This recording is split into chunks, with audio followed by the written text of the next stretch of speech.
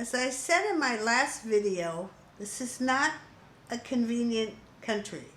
It's not built for convenience. It's not structured for convenience. It's built for basic survival. There are 3 inconveniences that most people find either extremely frustrating or they find workarounds, okay? And I will start with, there is no Amazon. There are, from what I understand, other services, but they certainly do not work like Amazon for a number of reasons. So you're going to have to get used to that idea that there's no Amazon, there's no picking up your laptop or your phone and ordering and have something appearing less than 24 hours later if you're living in a major city. So that is off the table for any kind of combination. So, not combination, conversation. The next thing is buying things. If you want to buy something, whether you think it's common or not, it is most likely here, all right? And your basic living things are here. The quality varies tremendously. You have to get up, get dressed, and leave your domicile to go out and look around and see what's here.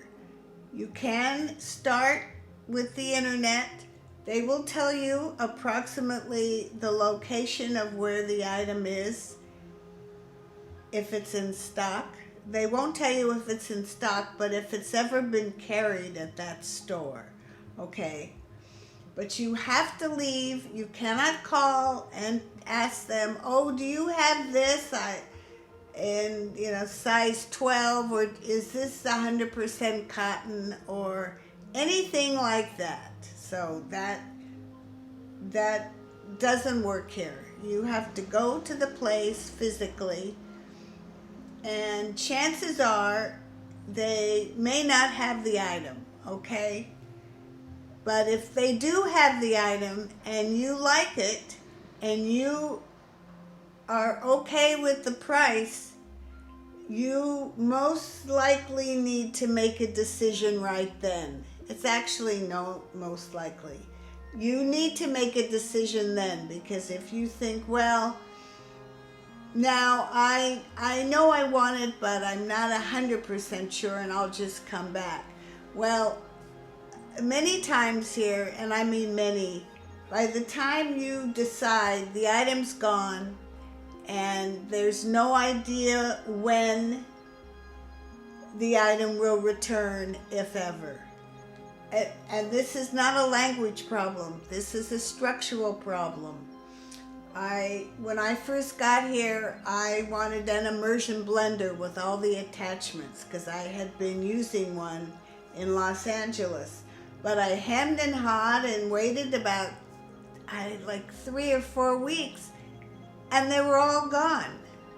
All of them. I couldn't find one anywhere, so I bought a couple different things instead of the one that I really wanted. So, and that can happen. So you have to decide and get up and get out of the house and go find what you need. All right, that's number 2. Number 1 was Amazon. Number 2 is you have to go out and search for things, most likely on foot.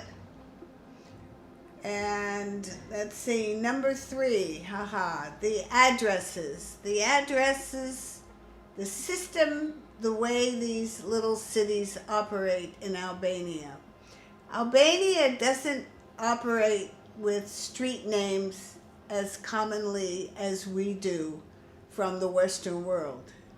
And from the Western world, I don't mean just the US, I mean North America and Europe. They all operate on, unless it's a rural route. That's different. but that's pretty organized as well, especially in the US and even in Western Europe.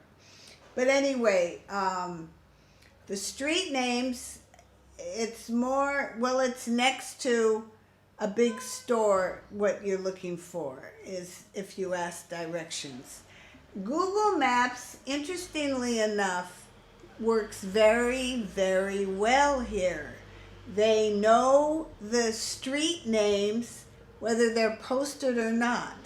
The only kind of fuzzy thing with Google Maps is that it doesn't take you down the main streets all the time. It takes you through what look like alleys, but they're actually streets with names, and it says turn right, turn left, and it looks like you're going into somebody's back door entrance, but you're not.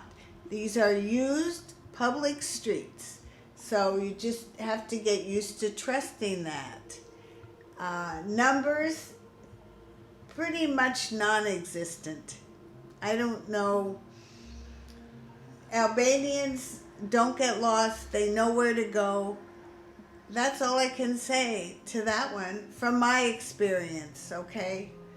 The postal system, if you want to have something sent, from what I understand, you make sure, and this is important, that the sender has your telephone number, on the outside of the letter or package, because the postal office where the package arrives will call you and tell you that it is here, please come and pick it up. Now somehow they will get the idea across. This is how that works. I do know that. But make sure you find out the location of where your package or letter is, okay? And of course, bring your ID. That's pretty much, you don't have to carry your passport around. But doing things like that, they like to see your ID or some sort. It can be a driver's license with a picture on it. So those are 3 annoyances, inconveniences that if you do decide to stay, you will get used to. You will just work around them and go, okay, that's the way it is, or not. They're just inconveniences. To me, none of this has been a deal breaker. So that's what I have to say, and in a couple of days I'll have a couple of more. Bye.